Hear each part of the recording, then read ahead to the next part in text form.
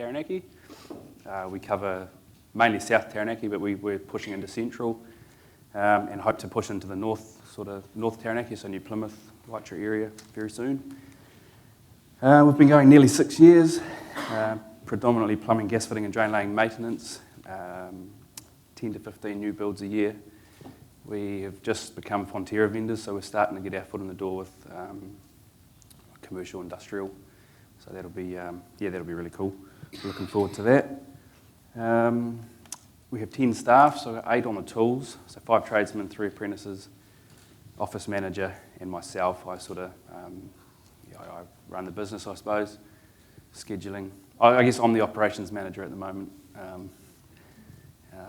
and everything else. Yeah.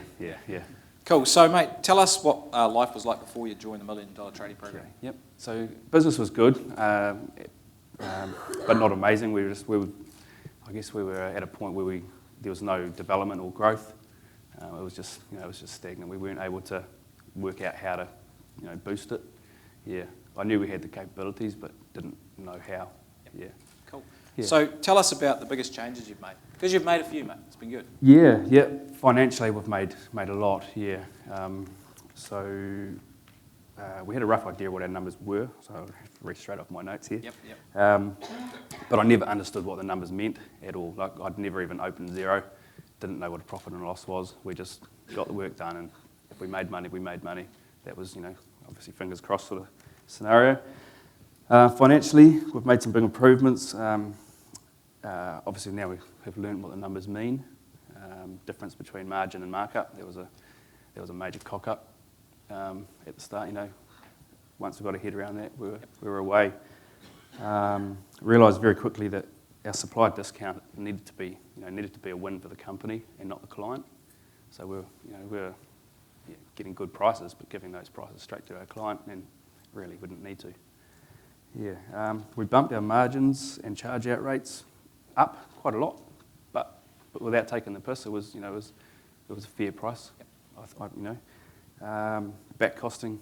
Everyone says back costing, but back costing is how we've managed to do what we've done in the last 4 months. 7-day invoicing. We've changed everything to 7-day invoicing, apart from the odd business, or we do a lot of farm, rural stuff. So we stick to the 20th of the month for them.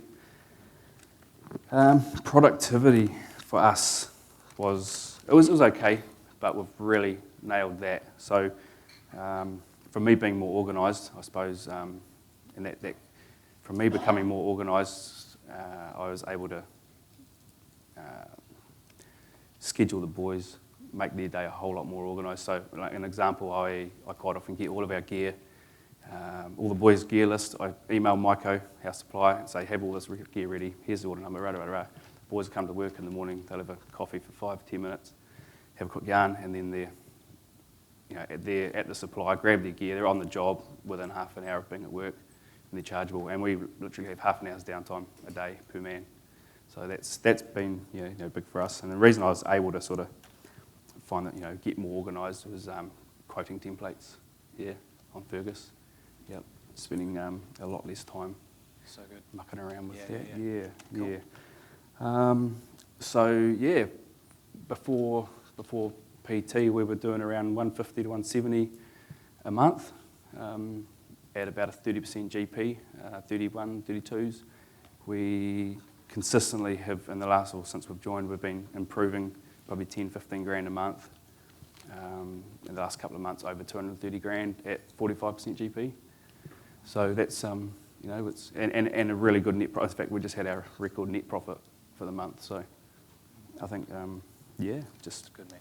So, Good stuff. So what have been the mindset shifts that you've had to make, Ben? Yeah, mindset shifts were just trusting the PT process, letting the experts in, just sort of letting the guard down, I suppose, letting you guys tell us what's wrong, trusting that you know what you're doing and we really don't. So, yeah. I think you had a bit of an idea. Oh, we had an idea, but I mean, it's proof that we weren't doing as well as we should be or could be. Have you added any team members? No. So it's all just been productivity and margin. Pricing. Yep. And, gross profit. Yeah. Yep. Realisations. So, yeah, I've got a note here that I'm still doing 60 to 70 hours a week. Like we haven't nailed everything. Financially we're doing well, but really paying the price for it still. So I've actually just employed an operations manager. He starts in a couple of months, so that'll be a massive change for me. Mindset change, I'm well and truly prepared to let go. I'm worn out. Yep. And yeah, family's probably copping it more than anything. Yep. Yeah, cool. But can't do everything at once. So yeah, in the 4 months that we have been signed up, I'm really appreciative actually. We've done. Mate, you've done the yards. Made, yeah, some good progress. Yeah. Good stuff. Well done. Got any questions for Ben? It's catch box, Phil. How did you find that your team accepted the whole changes, and what did you do to implement all of that? I've got an awesome team. They're really on board with everything. It's a very transparent company. We don't hide anything. We don't, everybody gets on board. There's just the guys that I have. They just, they do a lot for the company, over and above what they're expected to. So it was really easy, to be honest. Yeah, they're quite keen to grow with us. So yeah. You have an interesting company structure, yeah? We do. Maybe you tell the team about that. Yeah. So we have. So I started 6 years ago. 6 weeks later, brought a business partner on because we needed to. I needed a man, and I thought, Buzz business partner would be the go. About last year, a year ago, we had a couple of guys buy in. It's quite a complicated, long yarn. So, but we had a couple of guys. We had a couple of guys buy in. So we now have 4 shareholders in the company, and it actually works really well. I run the show. Those boys are just on the tools. But for me, it's staff security. I know that in 10, 15 years' time, we're still going. I've still got those guys there working for us, training all the new guys.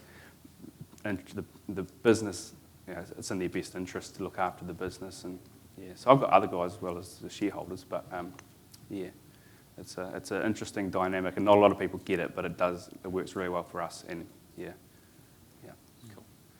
Other questions for Ben? So Tim, front here. Oh. Anyone here?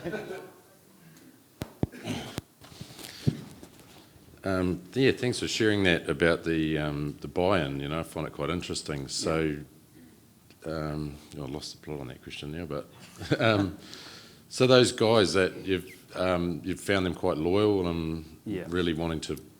I knew them really well beforehand. That was the relationship, and that was the only reason. I wouldn't have a couple of guys buy into the business if I didn't know them and trust them.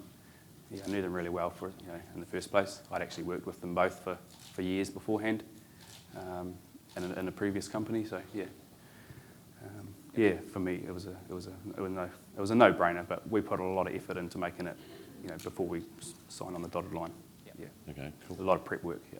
Awesome. Max, question. Excellent work. I had a previous business I was a shareholder in, and it certainly helped that myself and others had a chunk of the pie, so well done. How do you pay and remunerate your shareholders? And people that aren't, how does that sit with them? Because sometimes it's the haves and have-nots. For the people that aren't, as in like the other workers that aren't getting. That's correct. Yeah. Yep. Well, I mean, the guys that bought into the company obviously invested money, so and risk. So, that's their reward for that is getting a dividend or a cut at the end of the year. The guys that didn't, that aren't shareholders, they actually got offered the opportunity first, and they weren't in a position to buy in. So. We certainly took all that into consideration beforehand. Great answer. In terms of payment, we get paid what we get paid weekly. It's a very complicated way. I'd have to sit down with you for 20 minutes and yarn about this to explain how the structure works, and I'm happy to do that to anybody if anyone wants to yarn about it. It's a really cool structure, and actually they came up with it. I do have one follow-up. So, Sounds like there's been a transformation of your business since joining Profitable Tradie. How are the shareholders finding that? Yeah, they love it. Yeah. There you go. They love it, and I actually every month we've increased our profits and our GP, and we're hitting records every month. And my favourite thing is telling those guys that every month, showing them the KPI sheet, and it's a good buzz for them, but it's more of a buzz for me, to be honest. I love it. Yeah. Yeah. That's cool, man. It's a good feeling. It is. Yeah. So good. Yeah. Yep. Right, one more question.